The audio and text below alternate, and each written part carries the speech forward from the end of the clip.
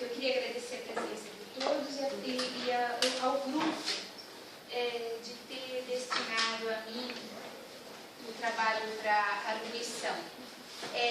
Realmente, a gente ainda fica emocionado com algumas coisas na nossa trajetória profissional. Isso indica que vale a pena, que a gente então deve permanecer. Porque se a gente não se emocionar mais com nada, né, e entrar no automatismo, alguma coisa está muito errada. Esse trabalho me emocionou muito. Assim, ontem era 2 da manhã, eu não conseguia finalizar. Eu costumo ser muito rápida para ler um volume, mas eu ficava tão interessada, tão emocionada, que eu ficava parada e ficava olhando. Eu ficava olhando para o trabalho, olhando. E assim, há muitos anos que eu não via um trabalho que fluía com tamanha liberdade, que é a questão do trabalho no Código de Ética, né? Como é um trabalho absolutamente introjetável. Ele não é um esforço das pessoas, mas ele é quase que um congraçamento. É como se as meninas estivessem brincando, como se a coisa não fosse pesada, né? Eu vi as meninas falando. A pesquisa, elas tinham 2 assistentes sociais, uma recém-chegada e outra com só 1 ano e meio de exercício profissional. Então a vida lhes deu um limão. E elas verdadeiramente fizeram um mousse de limão, fizeram a limonada, fizeram o repertório completo de receitas. Né? Elas fizeram a análise de uma maneira tão tranquila que era como vê-las falando entre si. Eu escutava a voz delas, uma coisa muito tranquila, que muitos profissionais que se dedicam a escrever gostariam de escrever assim e não escrevem. Isso é um pouco de... algumas pessoas têm isso, muitas gostariam de ter, outras perseguem isso, mas escrever com essa tamanha fluência é difícil de ver, né? Eu vi 2 vezes trabalhos tão livres, tão bem redigidos, tão gostosos de ler, muito coeso, um respeito à teoria do serviço social, um trabalho com os autores, é saber qual é o autor certo para encaixar no momento certo para responder a questão certa, né? Como reflete o conteúdo dos professores, né? Como tudo aquilo que a gente quer que o aluno se aproprie, a gente não quer passar para o aluno, né? A gente quer que o aluno se aproprie, a gente viu apropriado pelo trabalho. Então, é engraçado que eu perdi essa questão como questão de prova em FHTM 4. Identificar, não foi combinado. Eu dou a Yamamoto, no FHTM 4, me identificar a precarização nas condições de trabalho do assistente social. Né? E como isso está interferindo no trabalho do assistente social, a questão de FHTM 4. Né? E quanto isso é duro para o aluno responder, porque o aluno também ele só tem um estágio de vida prática, né? Então é uma resposta duríssima. E quando o TCC se propõe a responder isso, sem ser uma dissertação de mestrado ou uma tese de doutorado, o fracasso começa a rondar o grupo. Né? Então eu fiquei estupefata mesmo de vocês conseguirem responder isso. É lógico que na prova a gente não exige que o aluno responda mas quando é um TCC, você se propôs, você tem que responder. Então eu parabenizo de novo a orientadora, porque o suporte vem da orientação, né? Para vocês conseguirem dar conta e chegar ao final, também é preciso que um profissional suporte com vocês a tarefa, né? Então eu vou passar a falar de algumas particularidades do trabalho e de algumas coisas ainda para serem melhoradas, para ele ficar todo num padrão dos capítulos e da pesquisa. Então, eu achei algumas coisas que talvez valesse a pena ainda ser mexidas, não é? Então,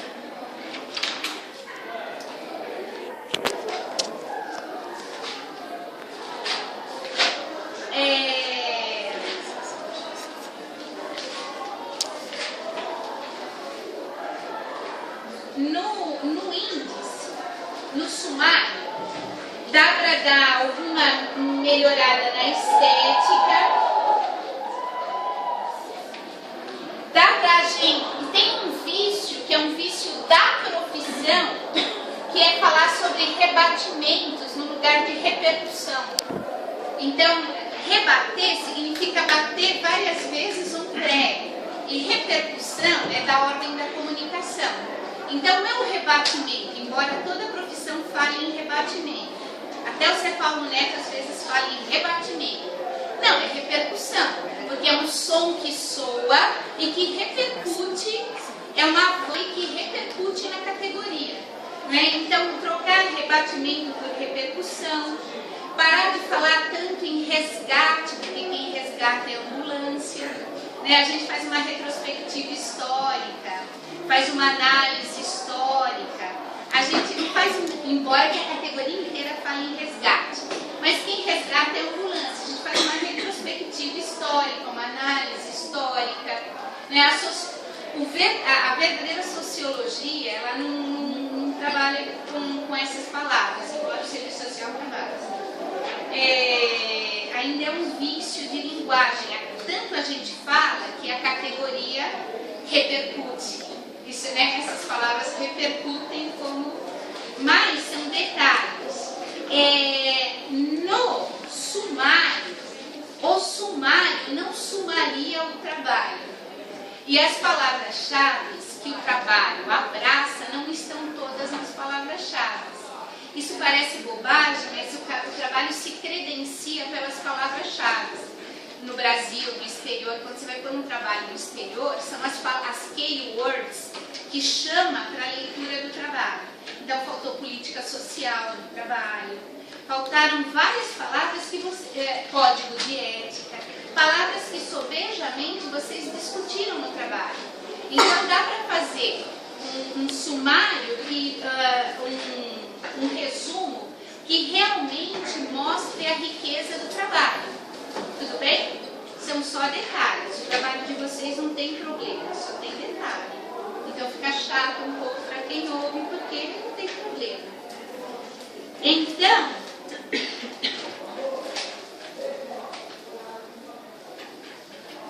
eu queria falar como vocês usaram o código de ética brilhantemente. O código de ética, ele começa pelo reconhecimento da liberdade. A liberdade da gente querer estar de acordo com uma certa perspectiva de luta, de visão de mundo. Não é? Então, ou você tem essa liberdade, você também não tem. Mas você, como sujeito, você sabe o que você quer e você se posiciona. E quando você não faz, você tem que saber pelo menos onde você está incorrendo em erro ou em crime. Então, o uso do código de ética, né? A abordagem do código de ética é brilhante. Né? A questão do reconhecimento da liberdade, dos direitos humanos, a consolidação da cidadania, a defesa da democracia, e como essas questões estão para quem trabalha com as populações de rua, que são os sujeitos 100% aviltados, né? E os profissionais que estão ao lado deles ficam numa posição muito delicada, quase de aviltamento junto, né? É quase que entrar para um mundo de não direitos. Né? Então vocês trabalham muito bem, vocês têm aquela sintonia fina que distingue deontologia de ontologia. E só quem é maduro tem isso. Só quem realmente pensa a questão ética, entende qual é o debate ético do serviço social no Brasil, distingue a deontologia da ontologia. Se você consegue entender o poder e o escopo da liberdade, você sai da deontologia e vai para a ontologia. Né? Coisa que na análise de vocês vão buscar. Então eu fiquei bem impressionada com isso. E aí vocês podem voltar, se quiser, na erva e a uva, que é o uso de Paulo Freire. Né?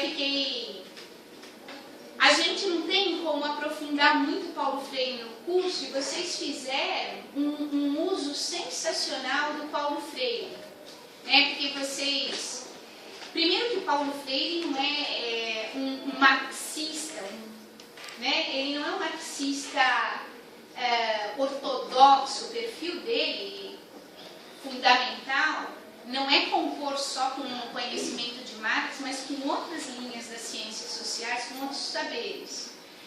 Mas vocês trouxeram de Paulo Freire não o que não interessa, o que é do escopo do educador, o que é do escopo do filósofo. Não, vocês trouxeram de Paulo Freire o que é a crítica social. Não é? Então vocês abrem os capítulos usando Paulo Freire, mas no que ele tangencia realmente o serviço social. Né? É aí da sociedade que vocês têm uma orientadora, né? A coerência. Né? Então, quando Paulo Freire, que ninguém mais quer ouvir isso, mas que é a crítica do neoliberalismo, elas usam esse trecho para abrir o capítulo que vai discutir a repercussão do neoliberalismo na profissão. Quer dizer, elas não estão brincando, né? Elas sabem ligar o lé com o cré, né? Então, é esse brasileiro, e a gente alfabetizava as pessoas assim. Então, eu apliquei o método Paulo... A gente não aplica o método, a gente desenvolve, a gente não é enfermeiro, a gente não aplica nada, a gente desenvolve o método Paulo Freire em comunidades. Eu trabalhei com esse método na comunidade de Cajamar quando eu era estudante, quando eu tinha a idade de vocês.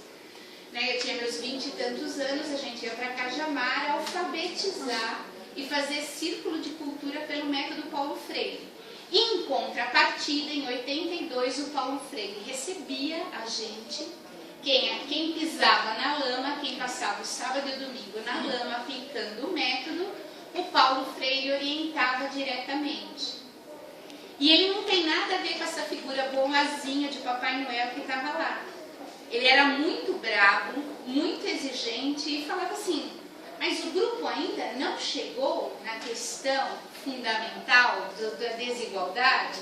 O que vocês estão fazendo lá? Tá pouco, não é assim, eu quero mais.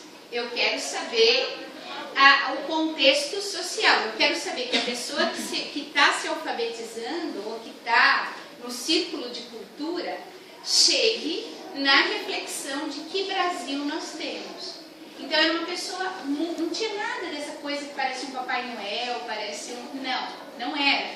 Isso é uma coisa, e também era desse jeito que vocês colocaram. Enquanto a gente não chegasse a esse contexto, ele não parava de exigir que a gente trabalhasse. Então, coisa que a gente hoje, o professor quase que não pode mais exigir muita coisa, né? Às vezes se vê. A gente não pode exigir muito, porque não pode deixar as pessoas muito extenuadas. As políticas sociais. E aí, eu só queria fechar falando do perfeito uso das teorias da Yamamoto, que a Raquel foi muito bem colocada, no sentido de descrever como é que a profissão está no mercado do trabalho. As assistentes sociais aparecem como muito novinhas, as assistentes sociais entrevistadas, mas ao contrário, vocês parecem como profissionais falando. Então a gente tem muita sensação de um mestrado, né? Vocês analisam tanto, que não sobra nada quase para as considerações finais. Vocês chegam muito cansadas nas considerações finais. Então eu consegui na página 146 achar alguns errinhos de português. Eu anotei, depois eu passo para vocês, né? Coisas mínimas. E eu percebi assim, como vocês falaram muito aqui, depois nas considerações finais quase que não tinha o que falar. A Regina Gifone, porque ela falava assim para mim, tem certas coisas sensacionais que a gente guarda para o fim. A gente achou aqui, mas a gente esconde, solta nas considerações finais para ter um grande finale, né? Mas isso dá para fazer num artigo. E eu acho que se for fazer um artigo, não pode ser um artigo de 10 páginas. Tem que ser um artigo longo, um artigo de 45 páginas. Eu acho que dá para a gente comprimir e fazer 45 páginas para ser aqueles capítulos maiores. Por quê? Porque eu acho que dá para aluno ler. Eu acho que está num grau de qualidade, misturando Raquel, Yamamoto, a Bering e a ética da profissão, a discussão ética, num ponto que dá para oferecer para aluno. Né? É uma pena que a revista de serviço social não publica aluno, porque senão a gente poderia tentar pôr na revista de serviço social. Uma outra coisa que eu acho que não faltou nada, vocês usaram muito mais autores do que precisava, do que a questão de gênero é bem colocada, mas ela não é o tom de tudo, né? As assistentes sociais do campo rateiam, elas não conseguem responder, vocês recolocam a questão do gênero, mas está bem colocada. A coisa que eu usaria, que eu acho que eu usaria para um artigo de 45 páginas, é a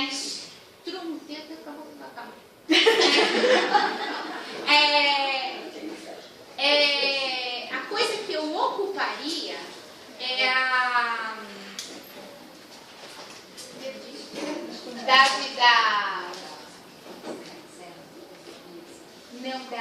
aquela que está nos contém, Yolanda Guerra.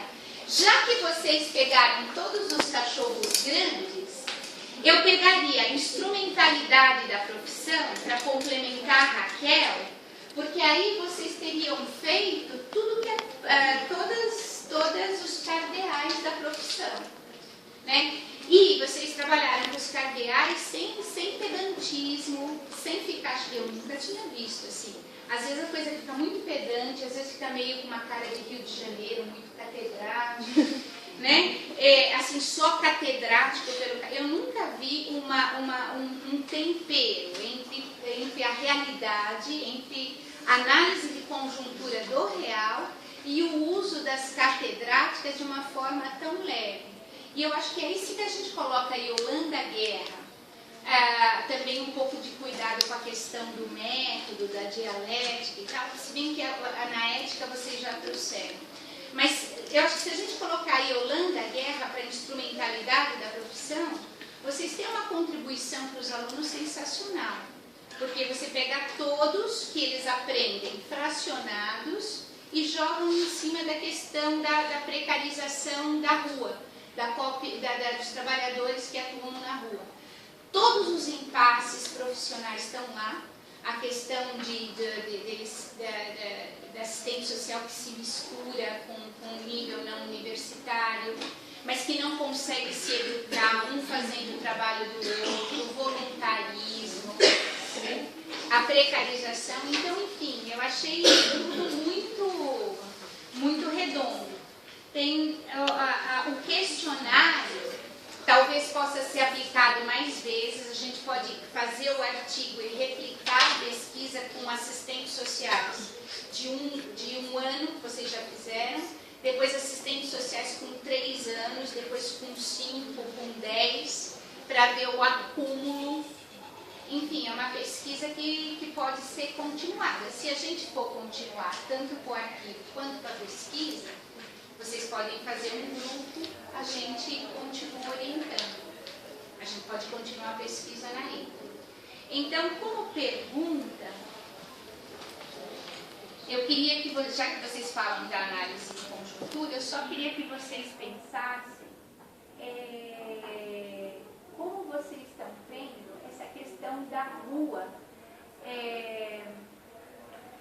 para o futuro, né? Assim, né?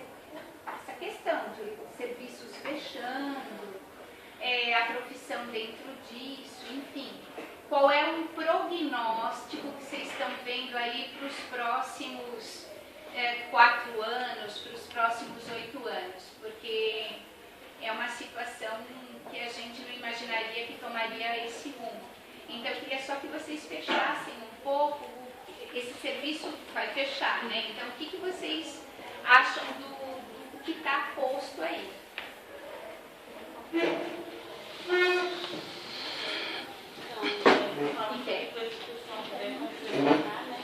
Eu acredito, mas eu considero que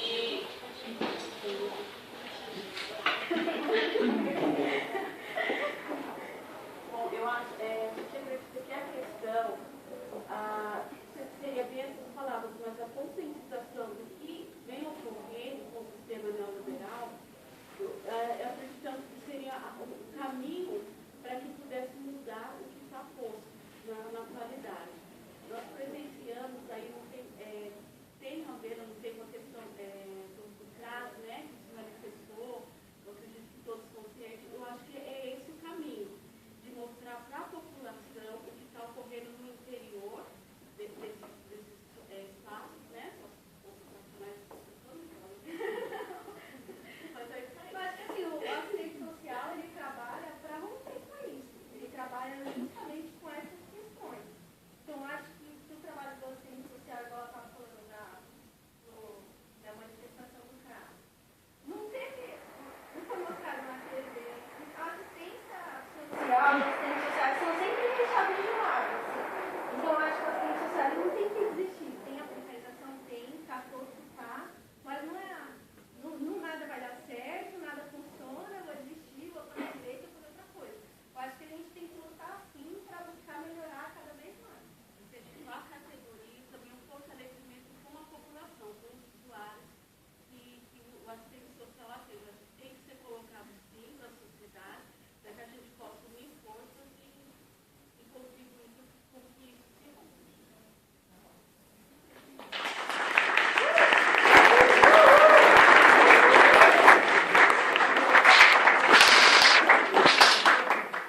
Agora a gente tem a saída da orientadora e avaliadora, a gente aguarda alguns momentos para ter a publicação da nota.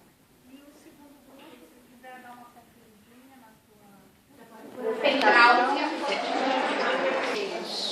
Bom, então, pelo parecer da banca, o trabalho ele foi aprovado com nota 10.